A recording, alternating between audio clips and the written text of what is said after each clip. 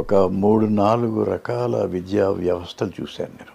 మేము చదువుకున్నప్పుడు 1 నుంచి 11 ఎస్ఎస్ఎల్సి అనేవారు ఆ రోజుల్లో.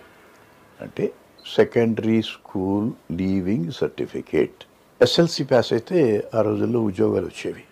అంటే అప్పటికే ఒక 18 సంవత్సరాలు దగ్గర వచ్చేది. కారణం ఏమిటంటే 5 నిండితే కానీ ఆ రోజుల్లో బడిలో వేసేవారు కాదు. ఆ తర్వాత ఒక సంవత్సరం పియూసి అని ఉండేది, ప్రీ యూనివర్సిటీ కోర్స్. అది యూనివర్సిటీ కోర్స్. అది ఆంధ్ర యూనివర్సిటీ, అలాగే ఉస్మానియా యూనివర్సిటీ. ఆ రోజుల్లో 3 యూనివర్సిటీ ఉండేవి: Osmania university, Sri Venkateswara university, Andhra university. అవి ప్రీ యూనివర్సిటీ కోర్స్. అంటే డిగ్రీకి ముందు 1 సంవత్సరం, ఆ తర్వాత 3 సంవత్సరాలు డిగ్రీ.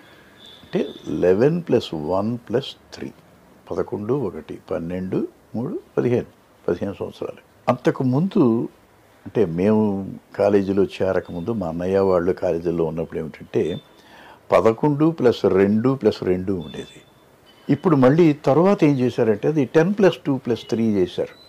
అంటే ఈ ఎల్కేజీలు యూకేజీలు అవి ప్రీ స్కూల్. అది అంటే క్లాసులు ప్రారంభం అవ్వకముందు 1, 2, 3 ప్రారంభం అవ్వకముందు క్లాసులు అవి ప్రీ స్కూల్. పిల్లలు ఆటలాడించడం ఇలాంటివి చేసేవారు. 10 + 2 + 3 సిస్టమ్.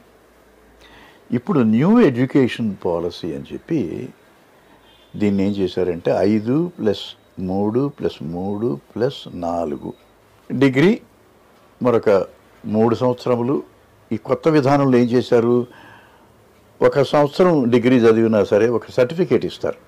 అంటే ఇంతకుముందు డిస్కంటిన్యూ అనేవారు. 1 సంవత్సరం చదివి వదిలేస్తే ఏం వచ్చేది కాదు, అతనికి ఇంటర్మీడియట్ సర్టిఫికేటే ఉండేది. ఈ నూతన విద్యా విధానం పద్ధతిలో 1 సంవత్సరం చదివితే సర్టిఫికేట్ వస్తుంది.